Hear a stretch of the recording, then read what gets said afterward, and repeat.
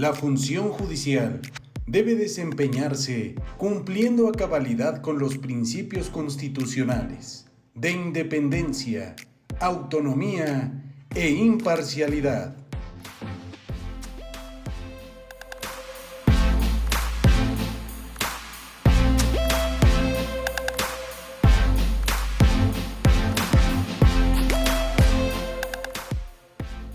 Es por ello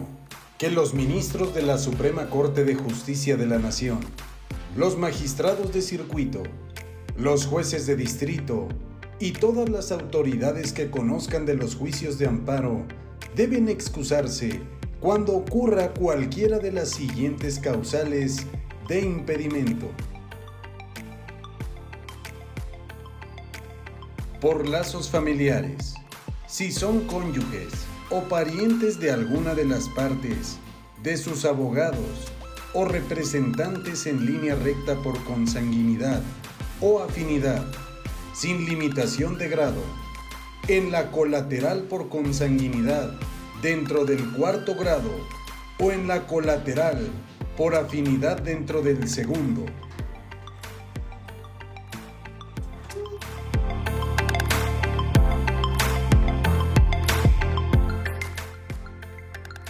Por existencia de un conflicto de intereses. Esto significa que si tienen interés personal en el asunto que haya motivado el acto reclamado o lo tienen su cónyuge o parientes en los grados señalados.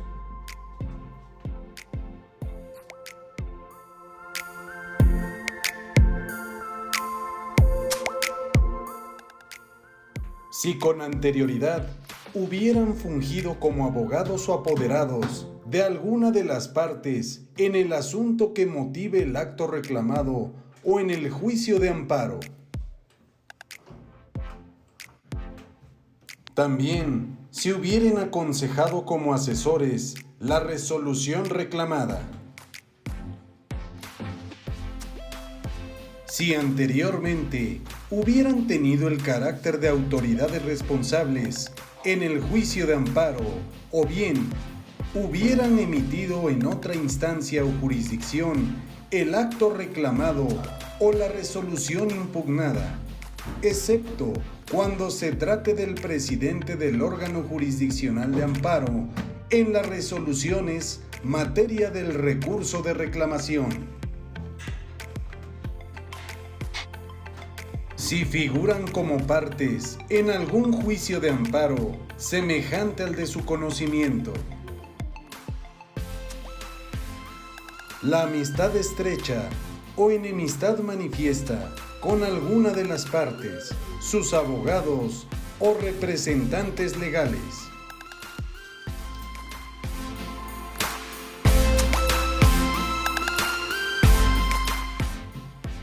Cualquier situación que implique elemento objetivo de los que pudiera derivarse el riesgo de la pérdida de imparcialidad. Estas resultan ser las únicas causas de impedimento que pueden invocarse y que prevé la ley de amparo. El juzgador que se excuse debe en su caso proveer sobre la suspensión, excepto cuando aduzca tener interés personal en el asunto, salvo cuando proceda legalmente la suspensión de oficio. El juzgador que deba sustituirlo resolverá lo que corresponda en tanto sea calificada la causa de impedimento.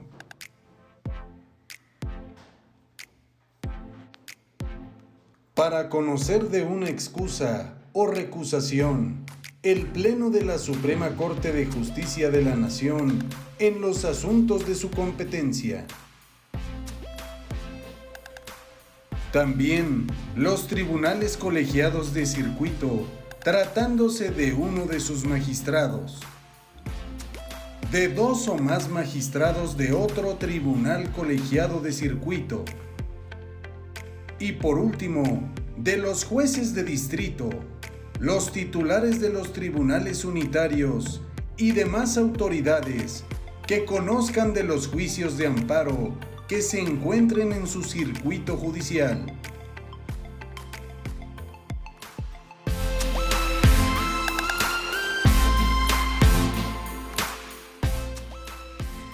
Tratándose de los ministros de la Suprema Corte de Justicia de la Nación, estos deben manifestar encontrarse impedidos ante el Tribunal Pleno o la sala que conozca del asunto de que se trate. Tratándose de los magistrados de circuito y los jueces de distrito, estos deben de expresar su impedimento comunicándolo al tribunal colegiado de circuito que corresponda. Las excusas deben de ser calificadas de plano.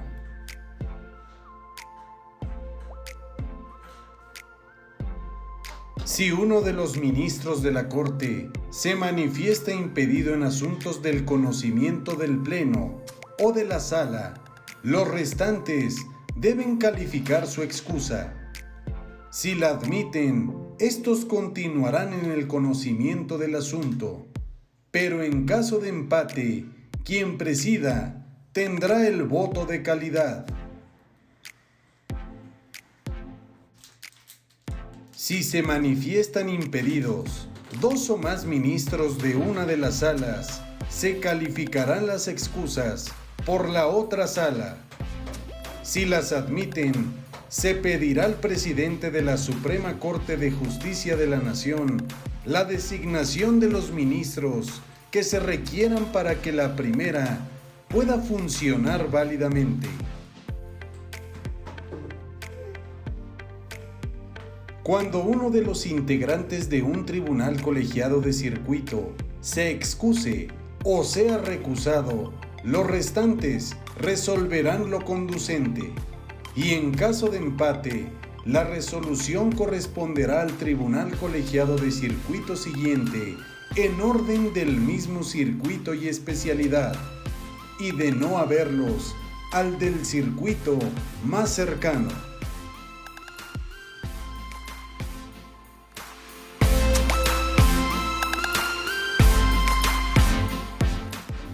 Lo mismo acontecerá cuando la excusa o recusación se refiera a más de un magistrado. Si se determina fundada la excusa o recusación de solo uno de los magistrados, el asunto debe devolverse al tribunal de origen para que resuelva. Cuando sean 2 o más los magistrados que resulten impedidos, será el propio tribunal que así lo decidió, resolverá el asunto principal.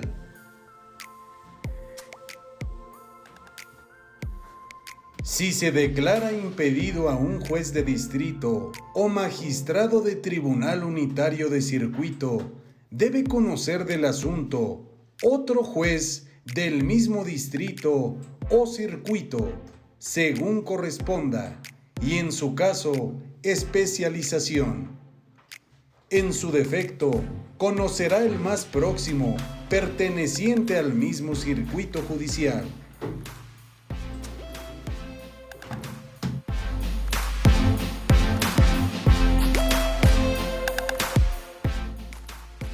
De esta forma, podemos entender que la excusa es una facultad de la cual poseen los jueces y ministros para abstenerse de conocer de un proceso cuando en el mismo se reúnan circunstancias personales que puedan afectar la función judicial. Ello, desde luego que pone en duda su propia imparcialidad.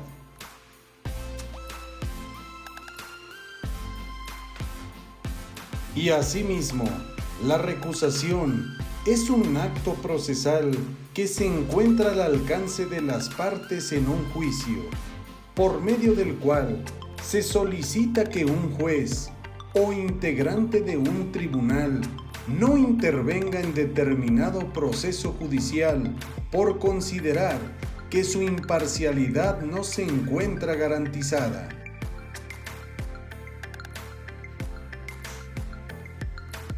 En ese sentido, Dentro del escrito de recusación, deben manifestarse bajo protesta de decir verdad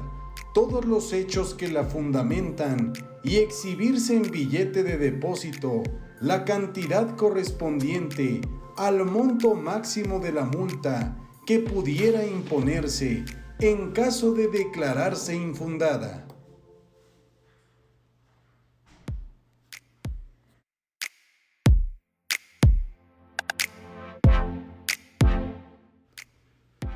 De no cumplirse con estos requisitos, la recusación debe ser desechada de plano, salvo que por lo que hace al último de ellos se alegue insolvencia y se acredite. Si esto sucede, el órgano jurisdiccional la calificará y podrá exigir garantía por el importe del mínimo de la multa o inclusive exentar de su exhibición.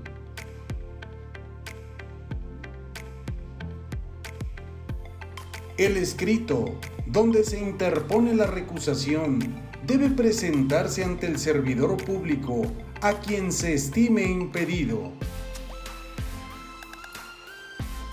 Este lo comunicará al órgano que deba calificarla. En su caso, la admitirá y solicitará informe al servidor público requerido, quien debe rendirlo dentro del plazo de 24 horas siguientes a su notificación. Si el juez recusado admite la causa de recusación, ésta se declarará fundada, pero si la niega, se señalará día y hora para que dentro de los 3 días siguientes se celebre una audiencia en la que podrán ofrecerse, admitirse y desahogarse todas las pruebas que ofrezcan las partes, dictándose una resolución. En caso de que el juez no rinda el informe señalado, se declarará fundada la causa de recusación y en su caso se devolverá al promovente la garantía exhibida. Pero si se declara infundada, el servidor público seguirá conociendo del asunto.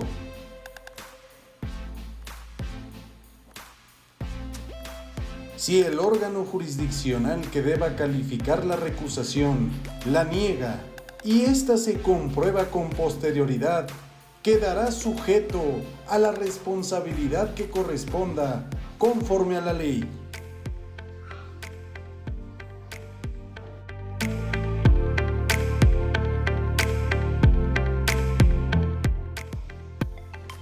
¿Sabes cuáles son las causales de improcedencia del juicio de amparo?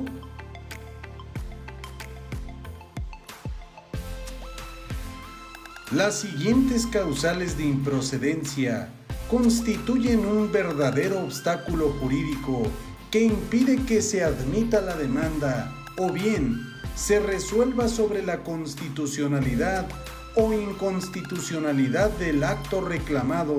ante la falta de oportunidad, fundamento o derecho para acudir ante los juzgados federales.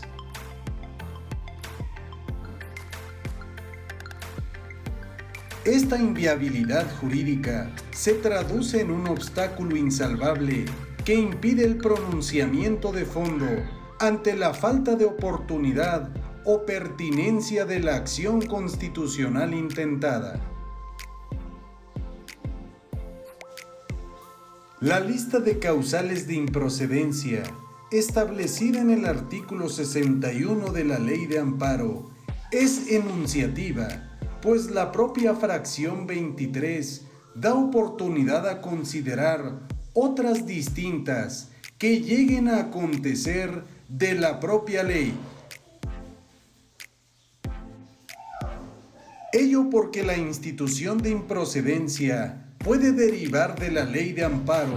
por razones previstas en la Constitución Federal o derivar de criterios jurisprudenciales de la Suprema Corte de Justicia de la Nación. La causa de improcedencia del amparo puede ser previa a su promoción o sobrevenir durante la tramitación del juicio de garantías. Si la improcedencia del juicio de amparo es previa, la ley instituye que el juez examinará ante todo el escrito de demanda y si encontrare motivo manifiesto e indudable de improcedencia, debe desecharla de plano sin suspender el acto reclamado.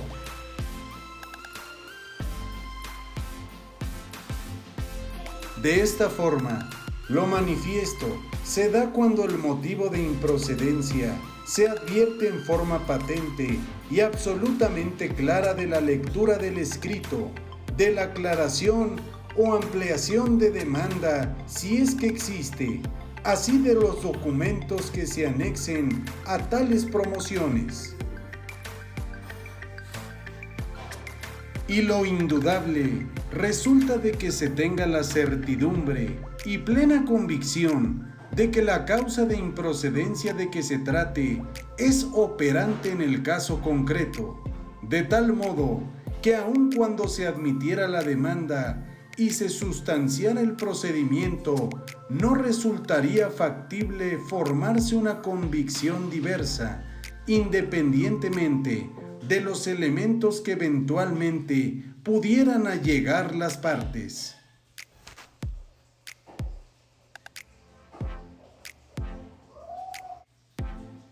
La autoridad que conozca del juicio de garantías normalmente parte de las manifestaciones del quejoso para proveer acerca de la admisión o no de su demanda de amparo.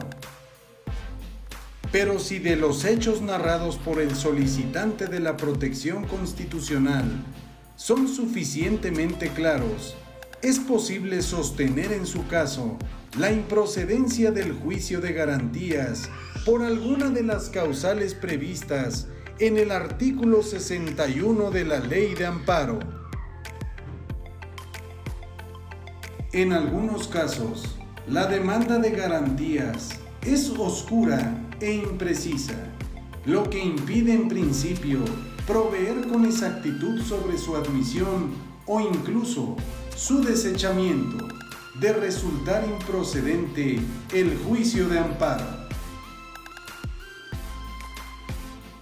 Al prevenirse al promovente de amparo para que aclare su demanda, se hace con el apercibimiento de tenerla por no interpuesta en caso de que omita cumplir en tiempo y forma con el requerimiento que se le formule. La prevención debe ser clara para que la parte quejosa se encuentre en aptitud legal de desahogar el requerimiento respectivo, que por regla general solo procede en una sola ocasión. De tal suerte, el acuerdo en lo conducente debe ser explícito en los puntos o cuestiones a esclarecer por el quejoso, sobre todo cuando se advierta un indicio de que el juicio de amparo pueda resultar improcedente. Sin embargo, a pesar de la prevención, en ocasiones no se obtienen todos los datos esperados. Ello porque en ocasiones el promovente del juicio de amparo, de forma deliberada, no aclara la demanda para que ésta sea admitida, o bien omite hacerlo para que el juez de amparo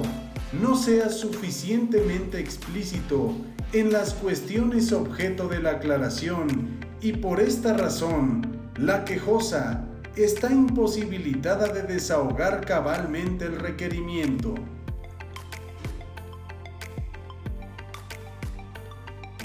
Las causales de improcedencia son las siguientes. Cuando el acto reclamado recaiga contradicciones o reformas a la Constitución política de los Estados Unidos mexicanos. contra resoluciones o actos emitidos por la Suprema Corte de Justicia de la Nación, contra resoluciones o actos provenientes del Consejo de la Judicatura Federal,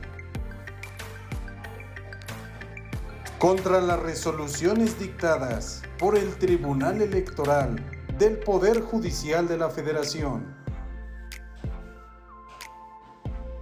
El amparo también es improcedente contra actos del Congreso de la Unión, su comisión permanente o cualquiera de sus cámaras en el procedimiento de colaboración con los otros poderes que objeten o no ratifiquen nombramientos o designaciones para ocupar cargos públicos, empleos o comisiones en entidades o dependencias de la Administración Pública Federal, centralizada o descentralizada, órganos dotados de autonomía constitucional u órganos jurisdiccionales de cualquier naturaleza.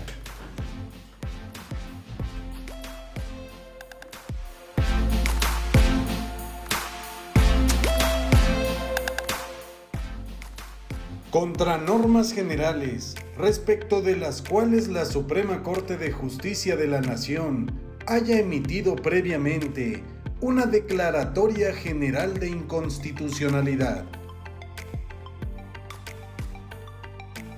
El amparo también es improcedente contra todas las resoluciones pronunciadas por los tribunales colegiados de circuito, contra las resoluciones o declaraciones del Congreso Federal o de las cámaras que lo constituyen, de las legislaturas de los estados o de sus respectivas comisiones o diputaciones permanentes, en declaración de procedencia y en juicio político, así como en elección, suspensión o remoción de funcionarios en los casos en los que las constituciones correspondientes les confieran la facultad de resolver soberana o discrecionalmente.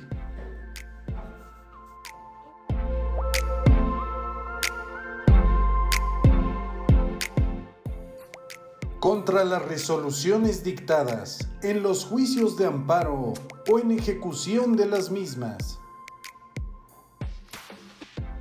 contra normas generales o actos que sean materia de otro juicio de amparo que se encuentre pendiente de resolverse y que sea promovido por el mismo quejoso, contra las mismas autoridades y por el propio acto reclamado, aunque las violaciones constitucionales sean diversas, salvo que se trate de normas generales impugnadas con motivo de actos de aplicación diferentes. Esta causal solamente se actualizará cuando se dicte sentencia definitiva firme en alguno de los juicios en los que se analice la constitucionalidad de las normas generales. Si se declara la constitucionalidad de la norma, esta causal no se actualiza respecto de los actos de aplicación si fueron impugnados por vicios propios. Contra normas generales o actos que hayan sido materia de una ejecutoria de amparo dictada en otro juicio. El amparo también será improcedente contra todos aquellos actos que no afecten los intereses jurídicos o legítimos de la parte quejosa, y también contra normas generales que requieran de un acto de aplicación posterior al inicio de su vigencia, contra actos consentidos de manera expresa o por manifestaciones de voluntad que entrañen ese consentimiento, contra todas las normas generales o actos consentidos de forma tácita, entendiéndose por ellos todos aquellos en los que no se promueva el juicio de amparo en los plazos establecidos. No debe entenderse consentida una norma general, a pesar de que siendo impugnable en amparo, desde el momento del inicio de su vigencia no se haya reclamado, sino solo en el caso en que tampoco se haya promovido amparo contra el primer acto de aplicación en perjuicio de la parte quejosa. Si contra el primer acto de aplicación procede algún recurso o medio de defensa ordinario legal, por virtud del cual pueda ser modificado, revocado o nulificado, será optativo para el interesado hacerlo valer o impugnar la norma general en el juicio de amparo. La norma debe entenderse consentida cuando no se promueva contra ella el amparo dentro del plazo legal, contado a partir del día siguiente de aquel al en que surta sus efectos la notificación de la resolución que recaiga al recurso o medio ordinario de defensa, si no existen medios ordinarios en contra de dicha resolución, o inclusive de la última resolución recaída al medio de defensa ordinario previsto en la ley contra la resolución del recurso, aun cuando para fundarlo se hayan aducido exclusivamente motivos de ilegalidad. Esto significa que la demanda de amparo se deseche por ser extemporánea a la fecha en la cual se está presentando. El amparo también es improcedente contra todas aquellas resoluciones o declaraciones de las autoridades competentes en materia electoral. También contra actos consumados de modo irreparable. Un ejemplo de ello puede ser un acto reclamado en el cual una prueba ya haya sido desahogada. También lo será contra actos emanados de un procedimiento judicial o administrativo seguido en forma de juicio,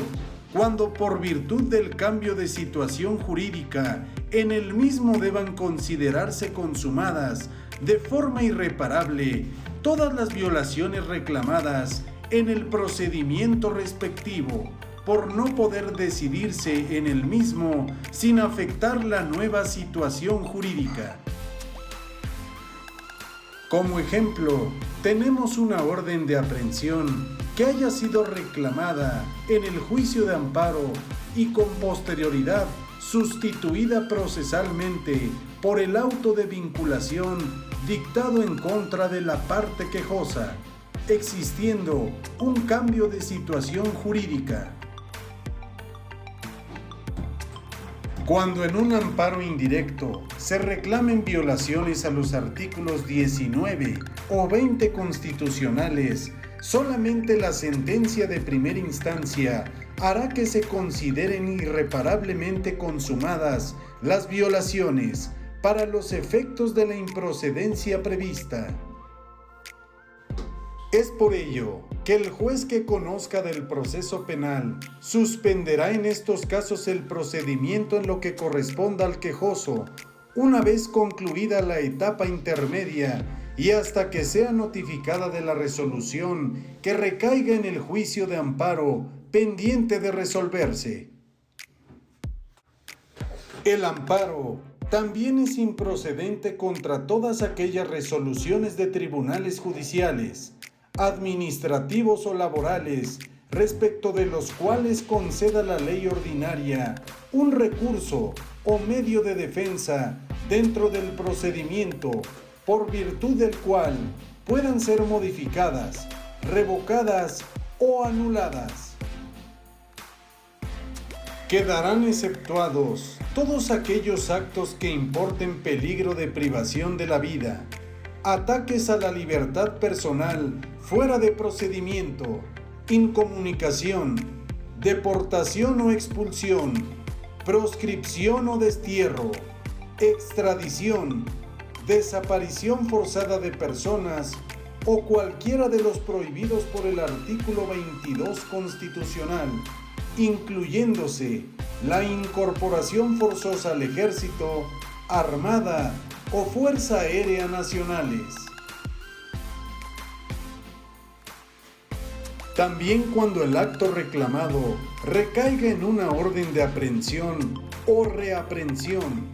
auto que establezca providencias precautorias o imponga medidas cautelares restrictivas de la libertad, resoluciones que nieguen la libertad bajo caución o que establezcan los requisitos para su disfrute, resolución que decida sobre el incidente de desvanecimiento de datos, orden de arresto o cualquier otro que afecte la libertad personal del quejoso, siempre que no se trate de una sentencia definitiva en el proceso penal. Cuando se trate de persona extraña al procedimiento o de auto de vinculación a proceso. El amparo también será improcedente si se encuentra tramitándose ante los tribunales ordinarios algún recurso o medio de defensa legal propuesto por el mismo quejoso que pueda tener por efecto modificar, revocar o nulificar el acto reclamado.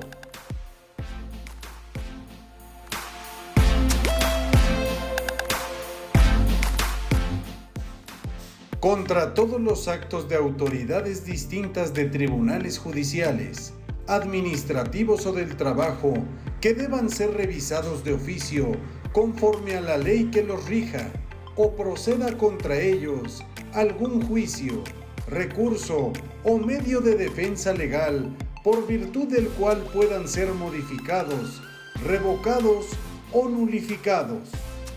siempre que conforme a las mismas leyes se suspendan los efectos de dichos actos de oficio o mediante la interposición del juicio,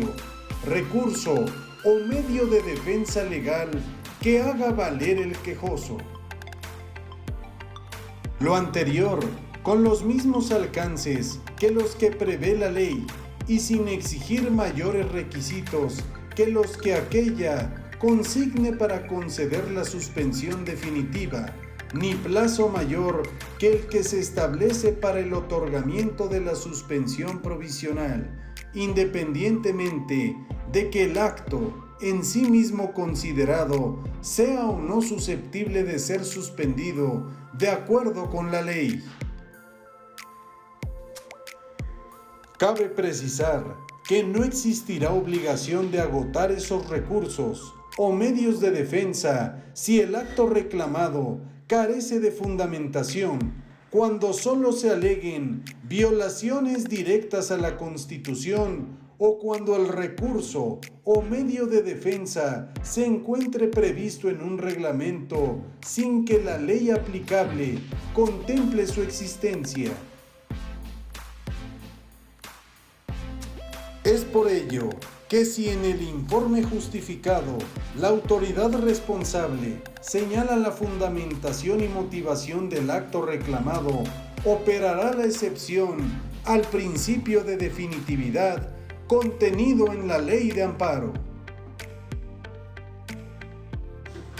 Un ejemplo de ello es cuando se contraviene el principio de definitividad que rige el amparo,